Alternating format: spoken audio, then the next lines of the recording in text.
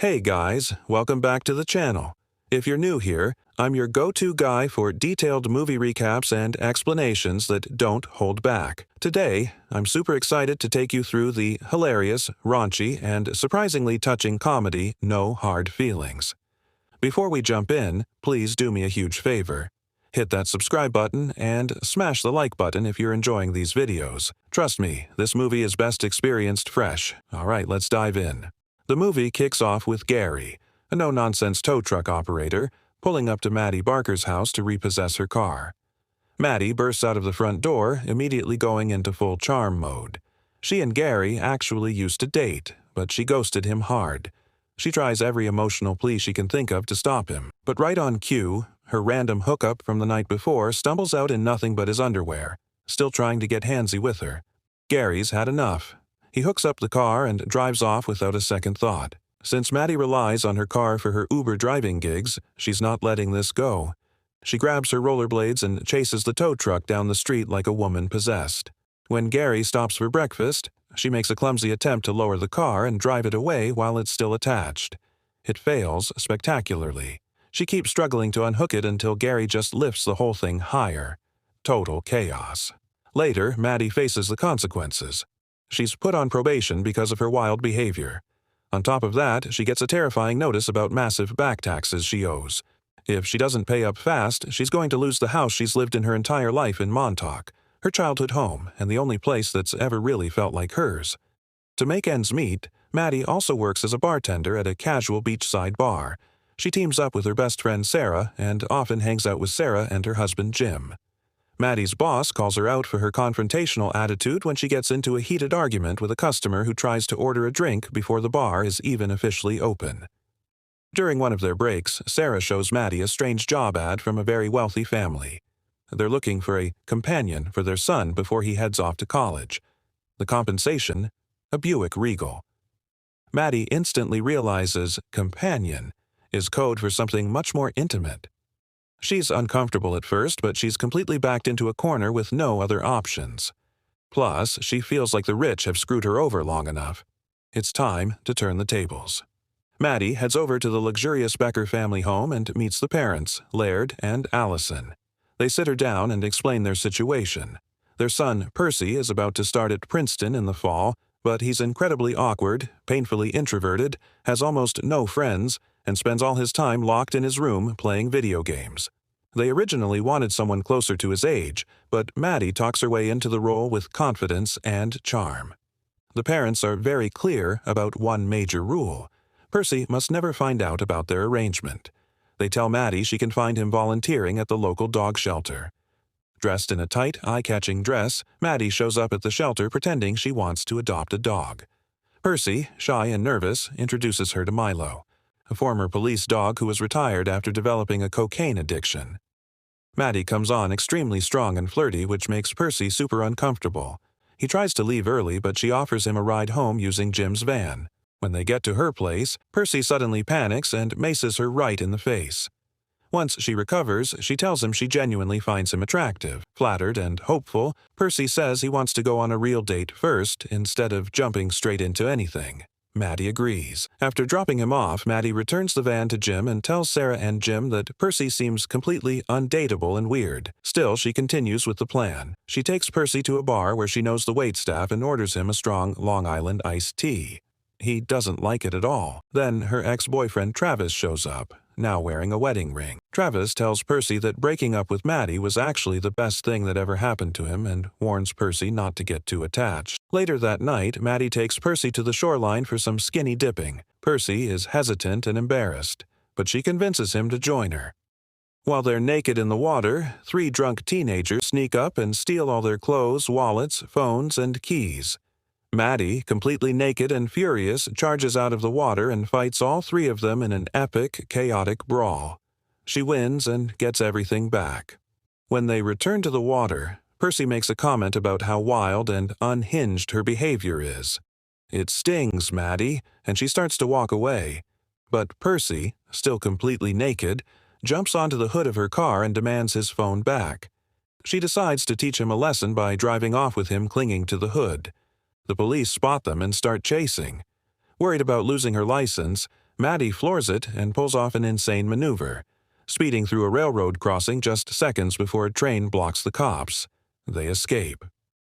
Back at her house, Maddie tries to seduce Percy with a sexy, alluring dance. He awkwardly tries to dance back, but things shift when she notices a big rash on his back caused by stress. He opens up about his painful past, how kids at school teased him for sleeping in his parents' bedroom and spread horrible rumors that he was having sex with them. That's why he avoids going out and keeps to himself. While Maddie gently rubs lotion on his back, she shares one of her own awkward and vulnerable memories with him.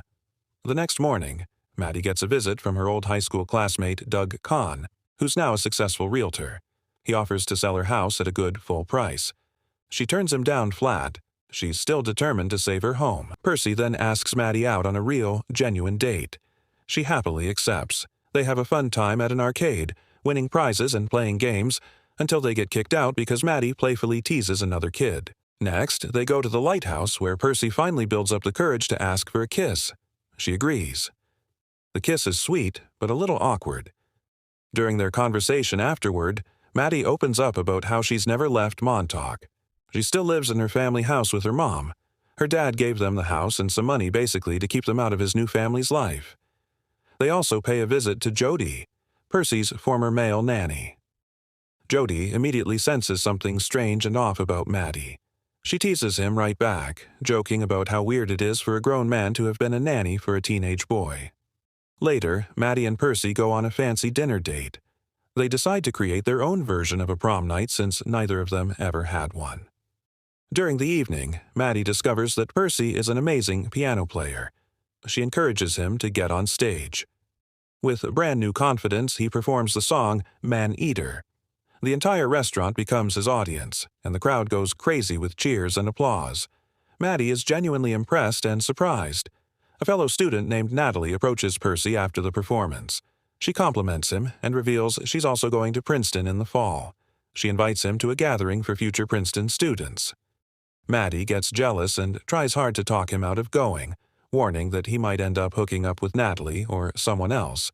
But Percy stands his ground and says he wants to go.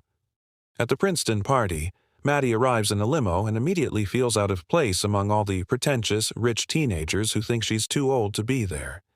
After searching through the crowd, she finds Percy in a compromising position lying next to Natalie. But he's in bad shape, sick from mixing alcohol and ibuprofen.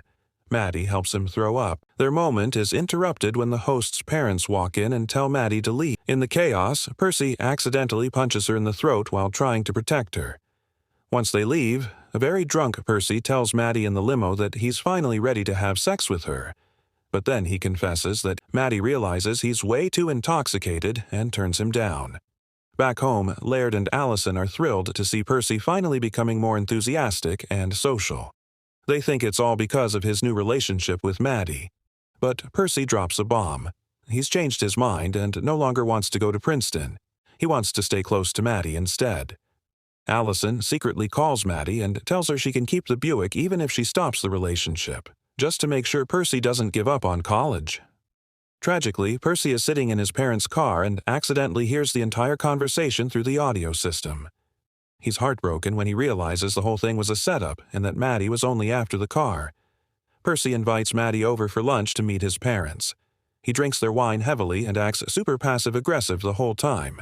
Later, he teams up with his co-worker Crispin.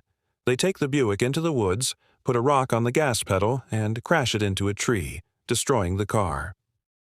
Back at the house, Percy and Maddie decide to finally have sex to just get it over with. But the second he's about to enter her, he ejaculates prematurely on her thigh. Embarrassed and hurt, he tells her he's done with her.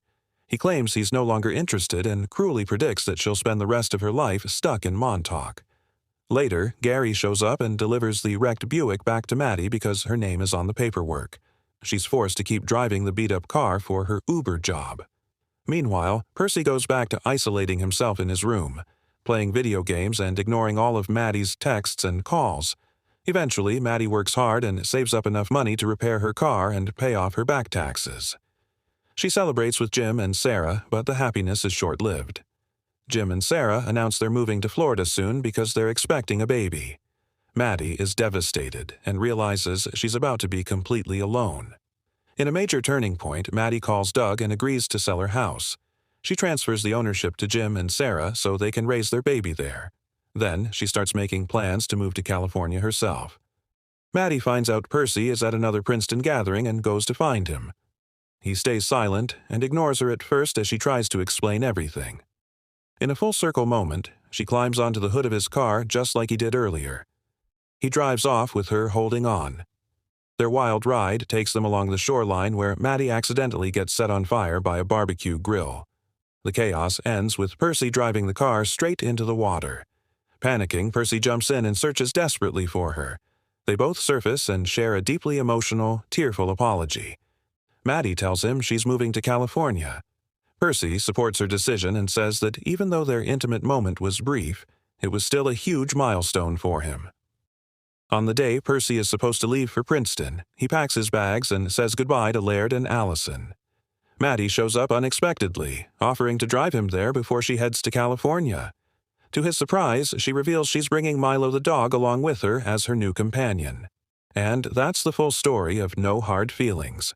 A movie that starts as pure raunchy comedy but ends up saying something real about loneliness, second chances, and moving forward in life. What was your favorite scene? The naked car hood chase?